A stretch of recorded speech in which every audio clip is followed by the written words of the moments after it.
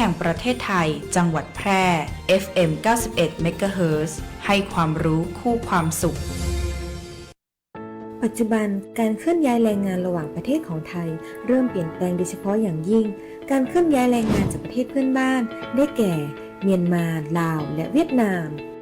โครงสร้างของประชากรที่เปลี่ยนแปลงไปสู่สังคมสูงอายุจึงมีความจำเป็นที่ต้องนำแรงงานต่างด้าวมาทดแทนกำลังแรงงานไทยที่ยังไม่เพียงพอในหลายกิจการสำนักงานจัดหางานจังหวัดแพร่เป็นหน่วยงานหลักที่ให้บริการจัดหางานแก่ประชาชนทุกกลุ่มเป้าหมายรวมถึงการควบคุมการทำงานของคนต่างด้าวซึ่งปัจจุบันได้นำระบบ e-work permit เข้ามาอำนวยความสะดวกในการให้บริการแก่นายจ้างสถานประกอบการและแรงงานต่างด้าวในกระบวนการการรับคำขอการแจ้งการทำงานของคนต่างด้าวและการผลิตใบอนุญาตการทำงานทั้งนี้สามารถรับชมวิดีทัศน์การให้บริการผ่านระบบ e-work permit ได้ที่เพจ Facebook สำนักงานจัดหางานจังหวัดแพร่หรือสอบถามรายละเอียดเพิ่มเติมผ่านแอปพลิเคชัน LINE Official S435DEAQA หมายเลขโทรศัพท์ 0545117721 หรือ 0545118807 และสายด่วนกรมการจัดหางาน 1506 กด 2 สำนักงานจัดหางานจังหวัดแพร่มุ่งให้นายจ้างและแรงงานต่างด้าวได้รับการคุ้มครองตามกฎหมายอย่างเป็นธรรม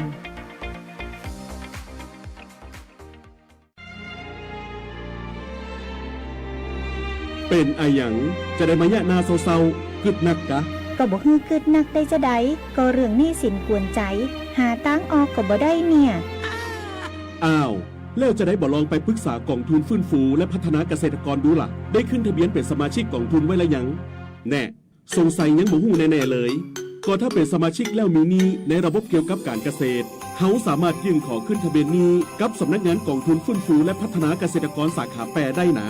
เขาจะให้คำปรึกษาหรือช่วยแก้ปัญหาหนี้สินของเกษตรกรตัวเนอร์โอ้ยมีจะอีตัวกะแล้วถ้าเขาบ่มีหนี้บ่มีสินดุจะมีอันหยังมาส่งเสริมสนับสนุนเกษตรกรพ่องมีเหมือนกันนะเฮาก็ไปสมัครเข้าองค์กรหรือจัดตั้งกลุ่มใหม่ร่วมกันบ่น้อยกว่า50คนก็ได้แล้วก็ไปขอรายละเอียดยื่นเสนอแผนและโครงการเพื่อฟื้นฟูและพัฒนาอาชีพของเฮาแต่แล้วเฮาจะไปติดต่อตังใดอ๋อสำนักงานกองทุนฟื้นฟูและพัฒนาเกษตรกรสาขาแปรตั้งอยู่ตรงข้ามธนาคารออมสินสาขาการน้ำทองตำบลนาจักอำเภอเมืองแปรจังหวัดแปรโทร054-534-381หรือ080-067-1185เกษตรกรที่ไปติดต่อบ่ได้เสียค่าใช้จ่ายใดๆทั้งสิ้นนะเจ้าซื้อประกันภัยไม่ต้องรีบแค่เช็คชัดชัวร์ก็ลดเสี่ยง 1. เช็คใบอนุญาตตัวแทนและนายหน้าผ่านเว็บไซต์คปภ. 2. ชัดอ่านใบเสนอขายและรายละเอียดความคุ้มครองกรมธรรม์ประกันภัยให้ครบถ้วน 3. ชัวร์ช่องทางชำระเบี้ยจ่ายตามที่บริษัทรับรองอย่าลืมเก็บหลักฐานไว้ 3 ขั้นตอนง่ายๆสำหรับการซื้อประกันภัยครั้งต่อไปคนกลางโปร่งใสอุ่นใจได้สิทธิ์ครบสายด่วนคปภ. 1186 Line Official @OIC Connect คปภ.คุ้มครองผู้ทำประกันภัยคุ้มครองคุณทุกวันนี้มิจฉาชีพมาในหลายรูปแบบทั้งข้อความ SMS อีเมลหรือแม้แต่บนโซเชียลมีเดียอย่าหลงเชื่ออย่าเผลอกดลิงก์ที่น่าสงสัยเด็ดขาดเพราะอาจทำให้คุณสูญเสียทรัพย์สินได้หากไม่แน่ใจหรือมีข้อสงสัยติดต่อแบงก์ชาติโทร1213แบงก์ชาติห่วงใหญ่เตือนภัยการเงินย้ำอีกครั้งแบงก์ชาติโทร1213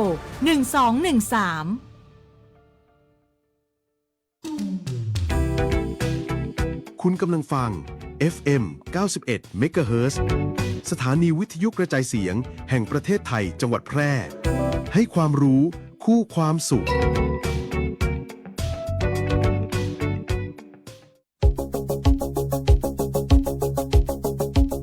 ข่าวสารฉับไวใกล้ตัวบริการทันใจร่วมแรงร่วมใจงานบ้านงานบุญประกวดราคาโปร่งใส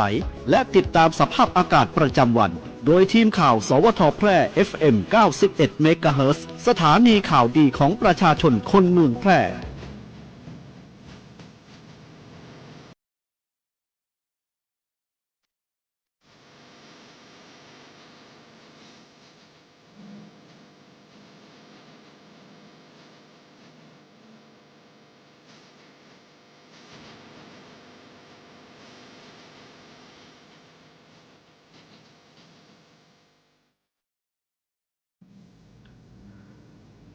สวัสดีครับสถานีวิทยุกระจายเสียงแห่งประเทศไทยจังหวัดแพร่เสนอข่าวท้องถิ่นประจำวันศุกร์ที่ 24 กรกฎาคม พุทธศักราช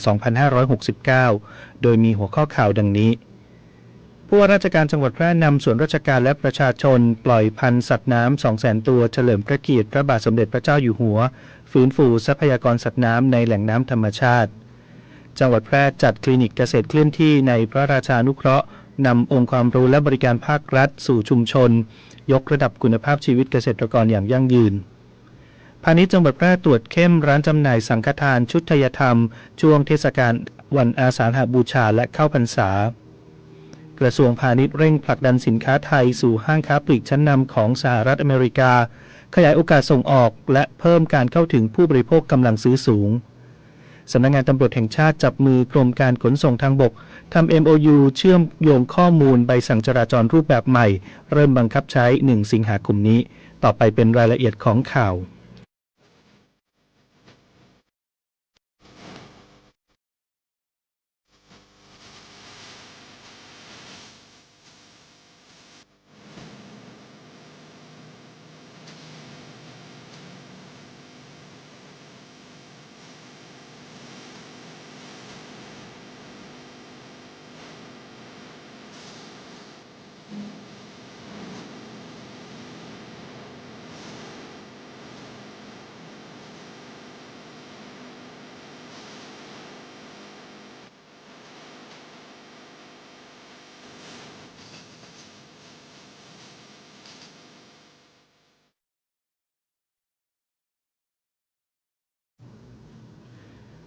ผู้ว่าราชการจังหวัดแพร่นำส่วนราชการและประชาชนปล่อยพันธุ์สัตว์น้ำ 200,000 ตัวเฉลิมพระเกียรติพระบาทสมเด็จพระเจ้าอยู่หัวเนื่องในวันเฉลิมพระชนมพรรษา 28 กรกฎาคม 2569 ฟื้นฟูทรัพยากรสัตว์น้ำในแหล่งน้ำธรรมชาติที่อ่างเก็บน้ำห้วยขึมโยธินอุทกพัฒนาหมู่ที่ 3 ตำบลน้ำเหลาอำเภอร้องกวางจังหวัดแพร่นายสมชัยเลิศประสิทธิพันธ์ผู้ว่าราชการจังหวัดแพร่พร้อมด้วยนางสาวธิติมาสุภาพันธ์นายกเหล่ากาชาดจังหวัดแพร่เป็นประธานในพิธีปล่อยพันธุ์สัตว์น้ำเนื่องในโอกาสวันเฉลิมพระชนมพรรษาพระบาทสมเด็จพระเจ้าอยู่หัว 28 กรกฎาคม 2569 โดยมีหัวหน้าส่วนราชการผู้นำองค์กรปกครองส่วนท้องถิ่นผู้นำชุมชนและประชาชนในพื้นที่เข้าร่วมด้านนางสาวจุฑามาศชนะพิทักษ์กุลประมงจังหวัดแพร่กล่าวว่ากรมประมงร่วมกับจังหวัดแพร่เทศบาลตำบลน้ำเหลาและผู้นำท้องที่ผู้นำท้องถิ่นจัดกิจกรรมดังกล่าวเพื่อเฉลิมพระเกียรติและถวายเป็นพระราชกุศลแด่พระบาทสมเด็จพระเจ้าอยู่หัวพร้อมเปิดโอกาสให้ทุกภาคส่วนได้ร่วมแสดงความจงรักภักดีผ่านกิจกรรมอนุรักษ์ทรัพยากรธรรมชาติโดยได้รับการสนับสนุนพันธุ์ปลายี่สกเทศจำนวน 200,000 ตัวจากศูนย์วิจัยและพัฒนาการเพาะเลี้ยงสัตว์น้ำจืดแพร่เพื่อนำไปปล่อยลงสู่อ่างเก็บน้ำห้วยขึมโยธินอุทกพัฒนาเพื่อร่วมกันอนุรักษ์และฟื้นฟูทรัพยากรสัตว์น้ำในแหล่งน้ำธรรมชาติเพิ่มความอุดมสมบูรณ์ของทรัพยากรน้ำและสร้างความมั่นคงด้านอาหารให้แก่ชุมชนในระยะยาวอันเป็นการสืบสานพระราชปณิธานด้านการอนุรักษ์ทรัพยากรธรรมชาติและสิ่งแวดล้อมควบคู่กับการสร้างประโยชน์แก่ประชาชนและชุมชนอย่างยั่งยืน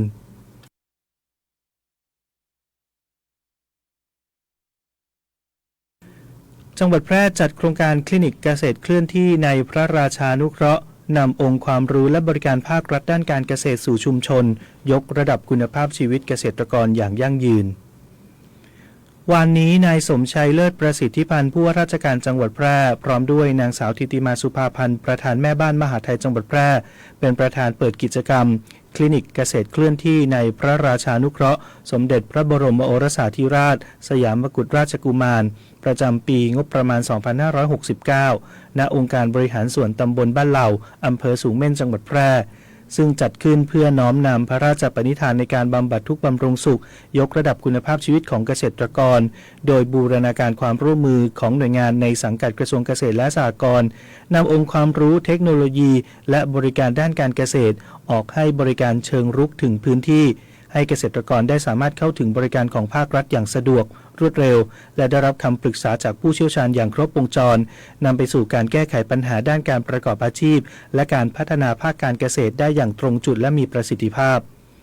โดยหน่วยงานในสังกัดกระทรวงเกษตรและสหกรณ์ได้ร่วมกันจัดนิทรรศการถ่ายทอดองค์ความรู้ให้บริการด้านการเกษตรอย่างหลากหลายครอบคลุมทั้งด้านพืชปศุสัตว์ประมง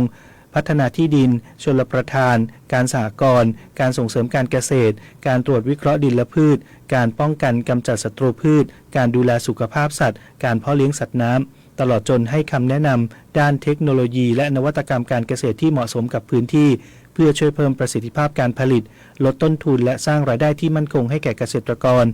นอกจากนี้ยังมีการแจกจ่ายพันธุ์พืชพันธุ์สัตว์พันธุ์ปลาปุ๋ยชีวภาพวัสดุการเกษตรรวมถึงอุปกรณ์และเทคโนโลยีด้านการเกษตรแก่ประชาชนที่เข้าร่วมกิจกรรมส่งเสริมให้สามารถนำความรู้และปัจจัยการผลิตไปต่อยอดประกอบอาชีพและพัฒนาคุณภาพผลผลิตได้อย่างยั่งยืน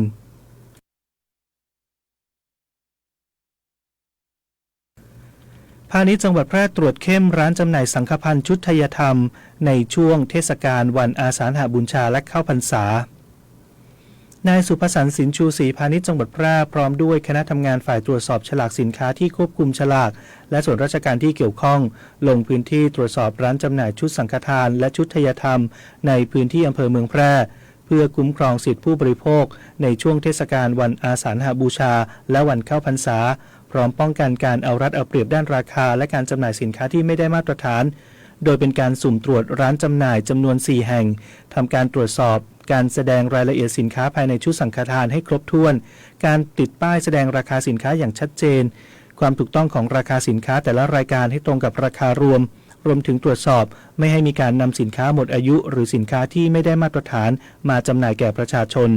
พร้อมกำชับผู้ประกอบการห้ามฉวยโอกาสปรับขึ้นราคาสินค้าโดยไม่มีเหตุอันควรซึ่งหากฝ่าฝืนอาจมีโทษจำคุกและปรับตามกฎหมายจากการตรวจสอบร้านจำหน่ายสังฆพันธ์และชุดไทยธรรมทั้ง4แห่งพบว่าผู้ประกอบการให้ความร่วมมือเป็นอย่างดีและปฏิบัติถูกต้องตามระเบียบและกฎหมายที่เกี่ยวข้องทั้งในการแสดงรายละเอียดสินค้าการติดป้ายราคาและการจำหน่ายสินค้าที่มีคุณภาพอย่างไรก็ตามขอให้ประชาชนตรวจสอบรายละเอียดสินค้าและราคาก่อนตัดสินใจซื้อทุกครั้งหากพบการจำหน่ายสินค้าไม่เป็นธรรมการไม่แสดงราคาหรือการเอารัดเอาเปรียบผู้บริโภคสามารถแจ้งเรื่องร้องเรียนได้ที่สำนักงานพาณิชย์จังหวัดแพร่ศูนย์ดำรงธรรมจังหวัดแพร่หรือสายด่วน1569ของกรมการค้าภายในเพื่อให้เจ้าหน้าที่เข้าตรวจสอบและดำเนินการตามกฎหมายอย่างทันท่วงที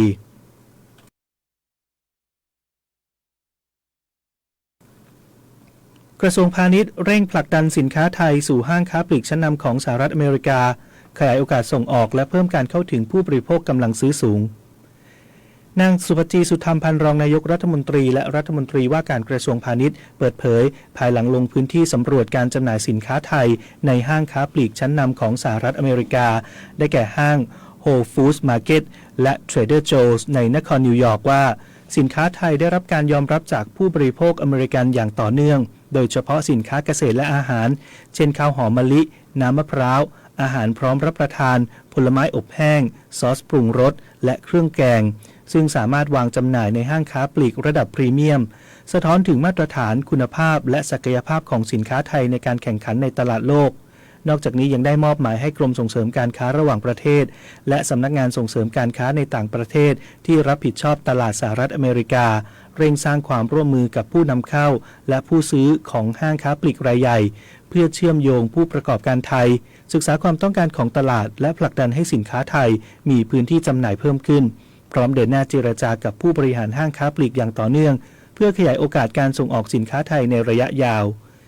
ทั้งนี้ Whole Foods Market และ Trader Joe's เป็นเครือข่ายค้าปลีกอาหารรายใหญ่ของสหรัฐอเมริกาที่มีสาขารวมกันกว่า 1,100 แห่งและเป็นช่องทางสำคัญในการเข้าถึงผู้บริโภคที่มีกำลังซื้อสูงจึงเป็นโอกาสสำคัญในการสร้างการรับรู้แบรนด์และเพิ่มมูลค่าการส่งออกของสินค้าไทยในตลาดสหรัฐอเมริกาอย่างต่อเนื่อง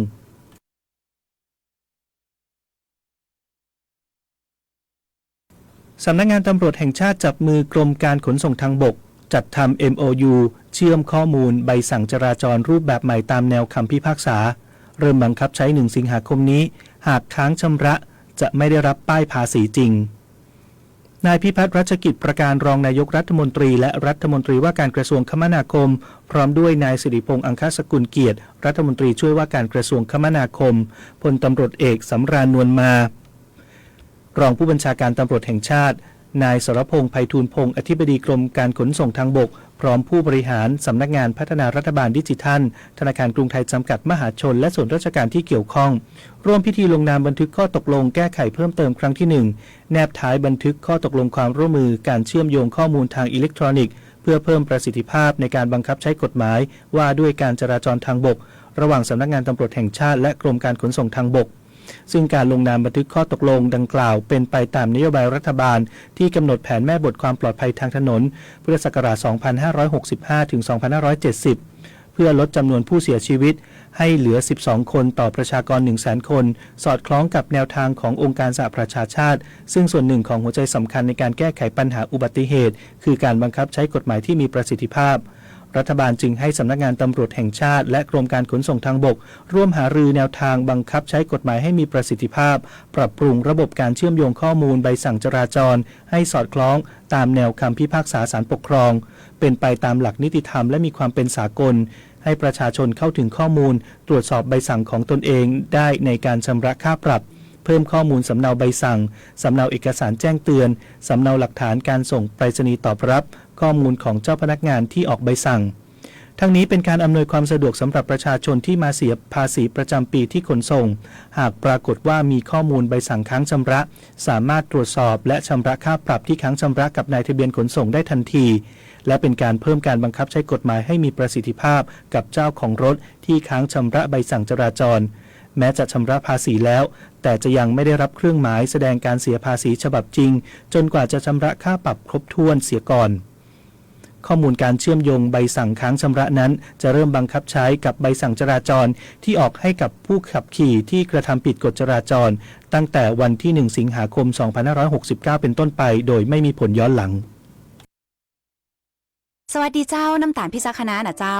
ขอเชิญชวนฮีโร่เจ้าประจำตีสัญญาว่าจะมาบริจาคเลือดตึง3 เดือนและคนตีมาบริจาคเตือแรกอยากให้อยู่ด้วยกันไปเมินส่วนคนตีหายไปหมู่เฮายังรอคุณปิกมาหาเสมอเนอะเจ้าสำหรับไผที่ยังบ่เคยบริจาคเลือดมาลองเป็นผู้ฮื้อและมาเป็นครอบครัวเดียวกันเนอะเจ้าเพราะทุกวินาทีคือโอกาสช่วยชีวิตการฮื้อเลือดเลยเป็นเรื่องที่รอวันผูกบ่ได้ติดตาม Give But Now ฮื้อเลือดฮื้อได้ฮื้อเลยได้ทุกแพลตฟอร์ม Official ของศูนย์บริการโลหิตแห่งชาติสภากาชาดไทยเจ้า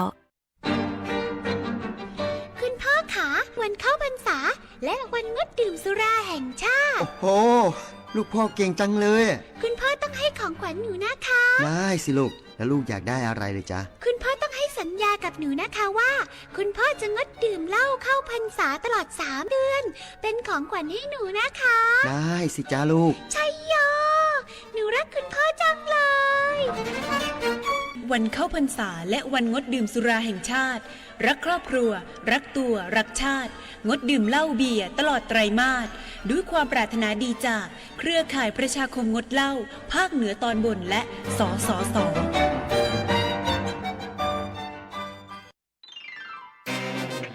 กฎหมายง่ายจังแค่ฟังก็เข้าใจโดยสำนักงานกิจการยุติธรรมตอนเครื่องหมายราชการติดหน้ารถอ้าวลุงมาหาพ่อเหรอครับใช่แล้วว่าแต่เองทำอะไรอ่ะติดอะไรไว้หน้ารถน่ะคุ้นๆว่ะเฮ้ยอ๋อ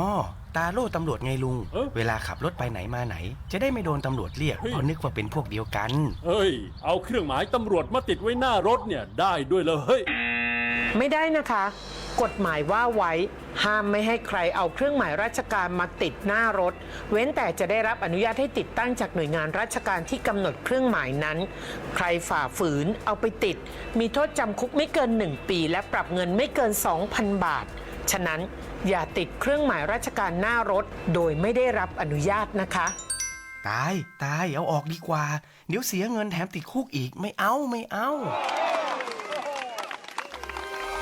หากสงสัยเรื่องกฎหมายหรือได้รับความไม่เป็นธรรมติดต่อสำนักงานยุติธรรมจังหวัดทั่วประเทศหรือโทรสายด่วนยุติธรรม1111กด77นะจะบอกให้สายดิบต้องระวังชอบกินลาบดิบก้อยสดเลือดสดหรือหมูกระทะที่ยังไม่สุกใช่ไหมระวังโรคไข้หูดับอันตรายถึงขั้นหูหนวกถาวรหรือเสียชีวิตได้ เชื้อแบคทีเรียจากหมูดิบเข้าสู่ร่างกายทางการกินและบาดแผลหากกินหมูดิบแล้วมีไข้สูงปวดศีรษะอาเจียนคอแข็งภายใน7 วันอย่ารอช้ารีบไปพบแพทย์ทันทีป้องกันง่ายๆด้วยคาถาสุกร้อนสะอาดกินหมูปรุงสุกเท่านั้นแยกเขียงแยกตะเกียบระหว่างของดิบและของสุกด้วยความห่วงใยจากสำนักงานป้องกันควบคุมโรคที่ 1 เชียงใหม่กรมควบคุมโรคกระทรวงสาธารณสุข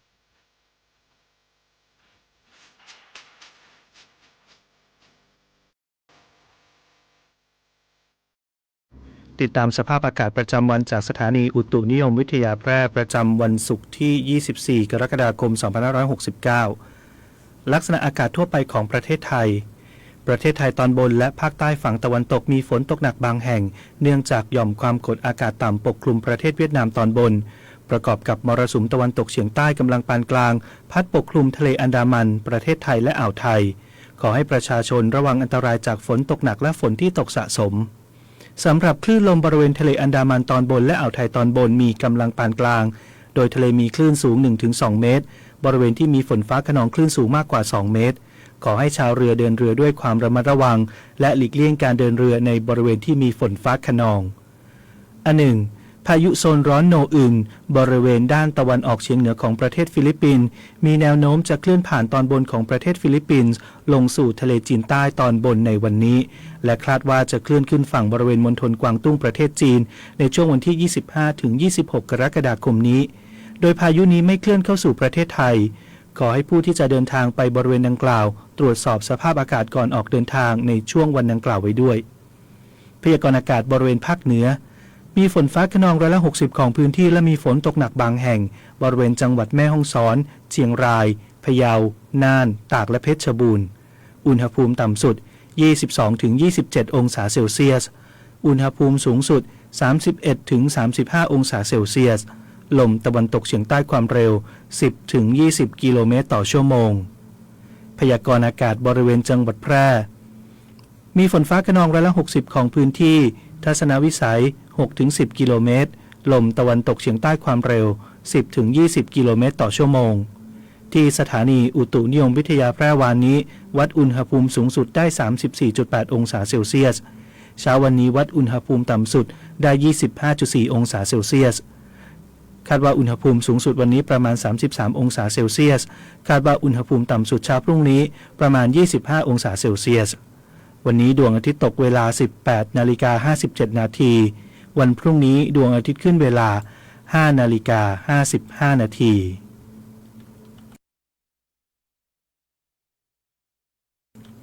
เชิญชวนคนไทยร่วมใจใช้พลังงานอย่างพอดี